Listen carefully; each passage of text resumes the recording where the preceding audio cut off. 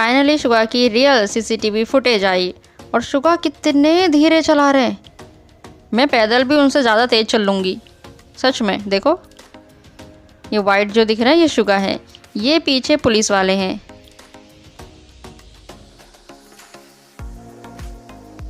यहाँ Suga turn करने में गिर गई और शुगा ने गिरते ही एकदम से खुद को बहुत अच्छे से उठा लिया। और इसको देख के मुझे लगता नहीं कि उन्होंने ज़्यादा ड्रिंक की थी। देखो एकदम गिरे और एकदम उठे। और इसके बाद पुलिस आई, बाद में आई जब शुगा खुद से उठ गए थे, मतलब वो कितने होश में हैं। फिर ये सब हंगामा शुरू हुआ। मैं सच में इससे ज़्यादा तेज़ चलती हूँ सच में, और शायद आप भी। पुलिस शुगा के पीछे ही थी, उन्होंने शुगा से कुछ नहीं कहा। वो तो जब गिरे तब पुलिस वाले उन्हें उठाने के लिए आए। तो जितने लोग शुगा और कंपनी को झूठा बोल रहे थे, कहाँ गए सब लोग? तुम लोगों को माफ़ी मांगनी चाहिए। शुगा ने अपनी पोस्ट में बिल्कुल सही लिखा था। बाकी मीडिया को तो नमक मिर्च लगाने की आदत है। खैर अब मैं श्योर हूँ कि शुगा को कुछ नहीं होगा, क्योंकि शुगा रोड पर नहीं थे, फुटपाथ पर चला रहे थे। उनकी स्पीड ना के बराबर है, तो इस पर कोई सज़ा तो बनती ही नहीं है, क्योंकि रोड पर नहीं है ना, फुटपाथ पे हैं। केस लंबा चला क्योंकि शुगा ने ड्रिंक ज़्यादा की थी, लेकिन जिस हिसाब से शुगा गिरकर एकदम खड़े हुए, इतने एक्टिव लग रहे वो, तो ये देखकर मुझे तो सच में नहीं लग रहा कि उन्होंने ज़्यादा ड्रिंक की है। सच में शुगा है इसलिए नहीं कह रही हूँ, कोई और होता तब भी मैं यही कहती। खैर इस पूरे केस में सबसे ज़्यादा फ़ायदा उठाया मीडिया ने, सोलो फैंस ने, टॉक्सिक फ़ैन ने, हेटर्स ने और दूसरे ग्रुप के फैंडम ने।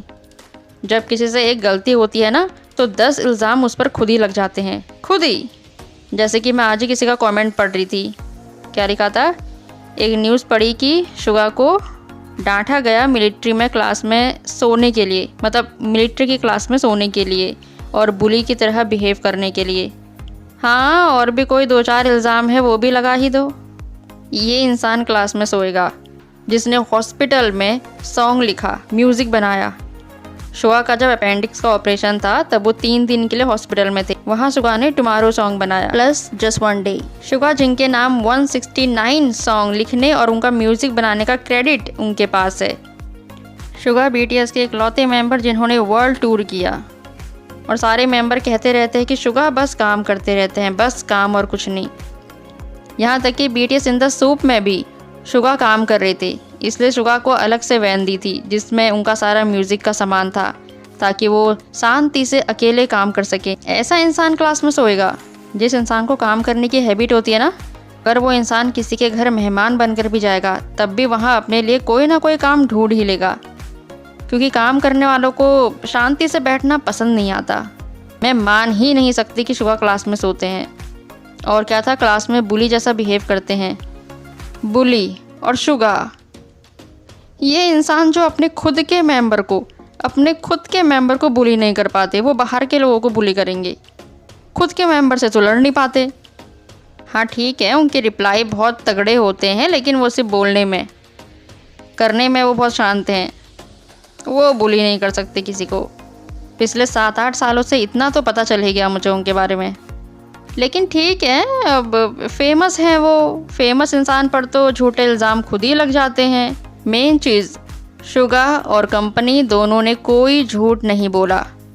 शुगा फुटपाथ पर इलेक्ट्रिक स्कूटर चला रहे थे और उनकी स्पीड ना के बराबर है, ना के बराबर। पर मेन चीज़ यह है कि शुगा रोड पर नहीं थे, फुटपाथ पर थे।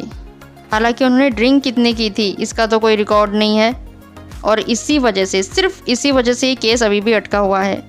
नहीं तो मेन चीज़ क्या है, शुगा रोड पर थे ही नहीं, फुटपाथ पर थे, और कानून रोड के लिए है।